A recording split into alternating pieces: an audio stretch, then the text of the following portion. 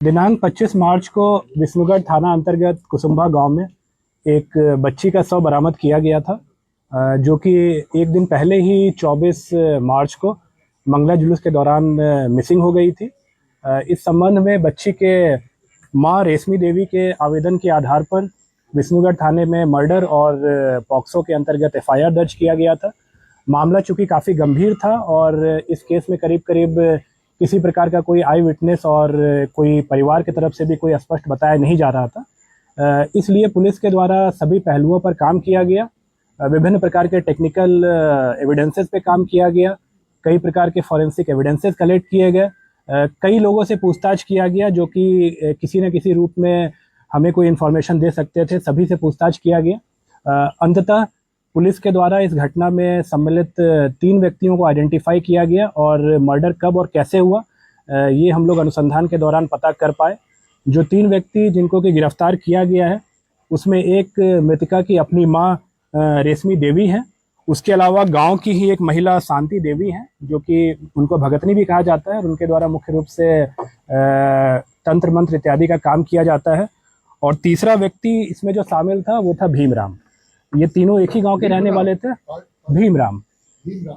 और ये तीनों एक ही गांव के रहने वाले थे और हत्या का जो मुख्य कारण था वो मृतका की मां को विभिन्न प्रकार के पारिवारिक समस्याएं आ रही थी और जिसके सॉल्यूशन के लिए बेसिकली ये इस भगतनी के पास गई थी। और इसी दौरान एक नरबली के दौरान बच्ची का जान लिया गया और 3 व्यक्तियों को जैसा कि मैंने बताया गिरफ्तार किया गया है और इन तीनों के खिलाफ बहुत जल्द हम लोग पुख्ता सबूतों के आधार पर चार्जशीट सबमिट करेंगे और प्रयास करेंगे कि इनको कठोरतम दंड मिले। इसके बारे में बताया जा रहा है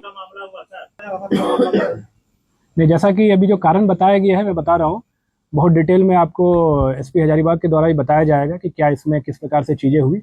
बट मुख्य रूप से ये नरबली का मैटर था, एक अंधविश्वास का, एक तंत्र मंत्र का ये मैटर था। डिटेल में आपको एसपी बताएंगे कि किस प्रकार से इसमें चीज़ें जो है वो कैसे कैसे घटना को अंजाम दिया गया था, कैसे बच्ची की जान ली गई थी और किस प्रकार से घटना को अनावश्यक रूप से एक अलग रंग देने के लिए खास करके जो भीमराम का मैंने नाम लिया उसके द्वारा इसमें पूर्ण रूप से प्रयास किया गया था। इसके बारे में डिटेल में आपको बताया जाएगा। जैसा कि जानते हैं कि 24 तारीख को इस महीने में के कुसुम्भा गांव जो विष्णुगढ़ थाना में पड़ता है, वहाँ एक मासूम बच्ची की बहुत नृशंस हत्या की गई और उसके बॉडी को ओपन में फेंक दिया गया। 25 तारीख को जब हमारे पुलिस के संज्ञान में ये बात आई तो हम लोगों ने एक एफआईआर दर्ज किया और 26 को ही एक एसआईटी का गठन किया गया। एसआईटी का गठन रिस्पेक्टेड डीजीपी मैम के द्वारा भी और मेरे द्वारा भी किया गया। एसआईटी का नेतृत्व शुभम कर रहे थे, साथ में एसडीपीओ विष्णुगढ़ और इंस्पेक्टर जो थाना प्रभारी हैं वो थे, अन्य पदाधिकारी टेक्सel के भी इसमें सहयोग कर रहे थे। अनुसंधान के दौरान हम लोगों ने पाया कि ये मामला तंत्र मंत्र ओझागुनी और से जुड़ा हुआ है, जहाँ पर एक भक्तनी जो खुद को कहती हैं और मैं ये भी बता दूं कि इनके जो पति थे जिनका निधन हो चुका है, ईश्वर ठाकुर, वो भी पहले भक्त का ही यही काम करते थे, ओझागुनी और भक्त का। तो उनकी जो पत्नी है जो भी ये काम कर रही हैं, इनके द्वारा मृतिका की जो मदर है माँ रेशमी देवी और जो भीमराम है जो कि मृतिका के माँ के ही या मृतिका के ही गांव के रहने वाले हैं, इन तीनों ने मिल करके इस मृतिका की हत्या की, बहुत ब्रूटल हत्या किया और बॉडी को एक जगह पे ला करके हत्या किया, जिसमें ये माना गया कि यहाँ भूत प्रेत का वास यहाँ रहता है उसको बांधने के लिए। और मृतिका की माँ पिछले कई सालों से, कई महीनों से लगातार उस लेडी जो ओझागुनी है जो उसके पास आती जाती थी और उसे तंत्र मंत्र में सहयोग अपने कुछ प्रॉब्लम्स के लिए लेती थी। तो हम लोगों ने, हमारी एसआईटी ने और सभी लोगों ने बहुत अच्छा मेहनत किया, प्रयास किया और अच्छा एविडेंस जुटाते हुए तीनों लोगों को अरेस्ट कर लिया है। ठीक है, कई बार केस की जो कॉम्प्लेक्सिटी होती है उसके कारण हम लोग को डिटेल से इन्वेस्टिगेशन करना होता है। ये जैसे कि एक केस है जिसमें अब आप लोग ज़्यादा इस बार इस चीज़ को अप्रिशिएट करेंगे कि ये बहुत ही एक लोकल लेवल पे घटित क्राइम है जिसमें कि खुद उसके घर के लोग इन्वॉल्व हैं। ऐसे में एविडेंस कलेक्शन और थोड़ा मुश्किल हो जाता है, पहली बात। दूसरी बात कि बिना पुख्ता एविडेंस के आप ऐसे लोगों पे पहले शक भी नहीं कर सकते हो, अरेस्ट की बात तो दूर है। तो मुझे ये नहीं लगता है कि इसमें बहुत ज़्यादा समय लगा। हमारी टीम लगातार प्रयास कर रही थी। घटना कारित होने के बाद एक तरह से पूरी हजारीबाग पुलिस जो थी वो वैसे भी रामनवमी का त्यौहार था और विधि व्यवस्था की भी में भी लगी थी, साथ में अनुसंधान भी करती रही। तो मुझे लगता है कि ये कहना कि बहुत अधिक समय इसमें लग गया है, कई घटनाओं में के उद्भेदन 24 घंटे में हो जाते हैं और कभी कभी समय भी लगता है। सर, मृतका की बहन भी थी सर, तो वो नहीं थी उसकी घर में? घर में थी, मृतिका की बहन घर में थी। देखिए, मैं बहुत ज़्यादा डिटेल आप लोगों के सामने रिवील नहीं कर पाऊंगा जो अनुसंधान से संबंधित है, बट वो घर में ही थी।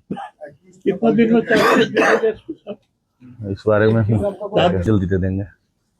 कहा जाए सर कि कैसे देखा जा सकता है? अब शब्दों का चयन तो हमसे बेहतर आप लोग करना जानते हैं। अभी उनको बताया कि इस विषय में तो आप लोग हम जैसा कि डीआईजी सर बता रहे थे, आप सबको अवगत हैं कि 24 तारीख की रात को कुसुम्बा थाना में एक घटना कारित की गई, जिसकी सूचना 25 को थाना को मिली। 24 को मंगला जुलूस के दौरान जो मृतिका है, एक नाबालिग बच्ची है, वो मंगला जुलूस के बाद मिसिंग पाई गई। गांव के कुछ लोगों को ये बताया गया कि घर के सदस्यों के द्वारा कि ये मंगला जुलूस के बाद से कहीं गई है, मिल नहीं रही है, और उसको ढूंढने का प्रयास किया गया। कुछ हद तक गांव के कुछ लोग इसमें इन्वॉल्व हुए उसको ढूंढने में। अगले दिन तक बॉडी या वो बच्ची नहीं मिली। तो फिर जब अगले दिन उसका मृत शरीर के बारे में जानकारी प्राप्त हुई, हम लोगों ने FIR किया। इसमें मुख्य रूप से 3 मेन अक्यूज्ड अभी तक सामने आए हैं। इसमें एक खुद उसकी माँ है रेशमी देवी, दूसरा भीम राम है, और तीसरी एक जो तंत्र मंत्र करती हैं, ओझा गुनी जिसको भी कहते हैं, एक महिला है शांति देवी। जो मृतिका की माँ है और भीमराम के बीच करीब 10 वर्षों से अनैतिक संबंध की बात सामने आई है, और उनके जो पति हैं वो महाराष्ट्र में कुछ रोजगार करते हैं और कम ही घर आना जाना होता है। मृतिका के जो बाकी भाई बहन हैं वो भी उनको अपने पिता के नज़र से ही देखते हैं, और एक तरह से उस परिवार के ऊपर भीमराम का कंप्लीट होल्ड जैसा है। तो इनके जो पुत्र हैं, मतलब मृतिका का जो भाई हुआ, उसके विषय में उनकी माँ काफ़ी चिंतित रहती थी, क्योंकि वो मानसिक और शारीरिक रूप से उनको कमज़ोर लगता था। साथ में उनका इकलौता बेटा था, तो उनको हमेशा इस बात की चिंता रहती थी कि कैसे इसका भविष्य उज्जवल हो जाए, ठीक हो जाए, स्वास्थ्य भी इसका अच्छा हो जाए। ओझा गुनी का जो उनकी विश्वास है, वो पिछले कई सालों से वो जो हम लोग बताए कि शांति देवी हैं, जो ओझा गुनी करती हैं और जो एक भक्तिनी जिसको कहा जाता है ग्रामीण परिवेश में, उनके पास जाती थी। ज़्यादातर समय अपने पुत्र के शारीरिक स्वास्थ्य को लेकर या कभी कभी नौकरी के लिए जाती थी, कभी कभी घर में तंत्र मंत्र से अपने घर को बंधवाने के लिए जाती थी, जो सब पूर्व में किया भी गया इसी भक्तिनी के द्वारा। कभी अगर जमीन का भी विवाद हो, किसी भी तरह के व्यक्तिगत जो उनकी समस्याएं होती थी, उसके लिए वो जाने लगी थी। तो इन चीज़ों में एक तरह से ये जो भक्तिनी है वो उनसे उसके बदले में पैसे और बाकी चीज़ें लेती थी। उनके घर में, जैसा मैंने बताया, कि हर चीज़ के लिए वो डिपेंड करती थी भीमराम के ऊपर। तो घटना के दिन भी जब ये अपनी मृतिका के साथ, छोटी बच्ची के साथ और भीमराम के साथ उनके घर गई, वो भक्तिनी के घर गई, तो उनके घर में एक छोटा सा, जिसको वो मंदिर कह रहे हैं, उसको धरती माता मंदिर या मनसा देवी मंदिर भी कहा जा रहा है, तो उस मंदिर में इनको बुलाया गया। हालांकि माँ बेटी दोनों दरवाजे से गई, लेकिन जो भीमराव था उसके विषय में बता रहे हैं कि वो पीछे का जो छोटा सा बाउंड्री होता है, उसको कूद करके छुप करके आया। और उस समय पहले वो भक्तिनी के द्वारा बताया गया कि इसके ऊपर देवास आया हुआ है, मतलब माता आई हुई, जैसे हम लोग ग्रामीण बोलचाल में कहते हैं, और उसको टिकाव करके कुछ अपना मंत्र का वो ढोंग करके और छोड़ दी। बच्ची वापस से आकर के और जो मंगला जुलूस था उसमें पार्टिसिपेट करने लगी, और भक्तिनी के द्वारा बताया गया कि आप दोबारा से आइए, इसको लेके अच्छे मुहूर्त वगैरह के बारे में बताते हुए कि 9:30 बजे के 9 बजे के आसपास के बाद आना है। जब दोबारा से गए तो, और साथ में ये भी बताया गया कि जो हम आज करेंगे, इसका इलाज करेंगे, जो बलि हम देंगे, उसमें हमको एक मेल पुरुष का जरूरत पड़ेगा। तो मृतिका की माँ इस काम के लिए भीमराम को दोबारा अपने साथ लेके गई और मृतिका को भी लेके गई।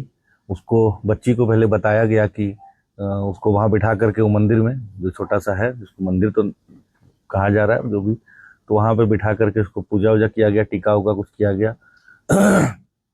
उसको मुकुंदाना और इलायची वगैरह का प्रसाद खिलाया गया और बोला गया कि तुम्हारे ऊपर कुछ दोष है, आज हम लोग जो उपचार कर रहे हैं इससे तुम दोष मुक्त हो जाओगी। फिर इनकी मान्यता थी कि जो वहाँ बसवाड़ी है, जो हमारा जहाँ से हमें शव बरामद हुआ बाद में, कि उसी बसवाड़ी में वहाँ के भूतों को बांध के रखते हैं, ये कह करके इसको वहाँ ले गए और फिर वहाँ इसको लेटने के लिए कहा गया और उसके बाद उसका भीमराम के द्वारा इसका गला दबा करके इसकी हत्या की गई। साथ ही उसको जो कॉलिंग स्टिक कहते हैं उसकी मदद से, आप सब जानते हैं कि इंसर्शन किया गया ब्रूटली और उसका सर फोड़ करके उसका खून लिया गया। तो ये सारी जो कृत्य हुआ है, इसमें हम लोगों के पास काफ़ी पुख्ता एविडेंस और जो सूचना भी प्राप्त हो रही थी और एविडेंस भी हम लोगों को मिला। सबको हम लोगों ने अरेस्ट भी किया और हम लोग इस केस को बहुत गंभीरता से ले रहे हैं। हम लोग पूरी तरह से प्रयास करेंगे कि उसको हम लोग स्पीडी ट्रायल में ले करके जल्द से जल्द मृतिका को हम लोग न्याय दिलाएं और कठोर से कठोर हम लोग उसको दंड दिलवाने का पूरा प्रयास करेंगे। इस कांड के उद्भेदन के लिए 26 तारीख को ही रिस्पेक्टेड डीजीपी मैम के द्वारा और मेरे द्वारा एसआईटी का गठन किया गया था। उस एसआईटी में शुभम थे जो प्रोफेशनल आईपीएस हैं, साथ में एसडीपीओ विष्णुगढ़ थे, इंस्पेक्टर विष्णुगढ़ थे, 2 प्रोफेशनल डीएसपीज थे, कई और अन्य पदाधिकारी भी थे। साथ में कई और अन्य पदाधिकारियों ने इसमें काफ़ी सक्रिय भूमिका निभाई। इसमें सदर एसडीपीओ अमित आनंद है, साथ में वरीय पदाधिकारियों का भी लगातार हम लोग को निर्देश मिला। तो इन सब के कारण हम लोगों ने इस कांड का उद्भेदन किया है, सभी लोगों की गिरफ्तारी कर ली गई है। जो विधि सम्मत सारे प्रोसेस हैं फॉलो किए गए हैं, आगे भी किए जाएंगे और इस विभत्स घटना का हम लोगों ने उद्भेदन किया। आप लोग जानते हैं कि घटना कारित होने के बाद ये भीमराम ही है जिसने कि इस घटना को कई तरह के कलर देने की कोशिश की। बार बार वो पुलिस को गुमराह करने के लिए, इन्वेस्टिगेटिव एजेंसी को गुमराह करने का प्रयास करता रहा, but finally on the basis of very good evidence हम लोगों ने तीनों को आज अरेस्ट किया है। और स्टेटमेंट उनका नहीं देखा है, लेकिन अगर आया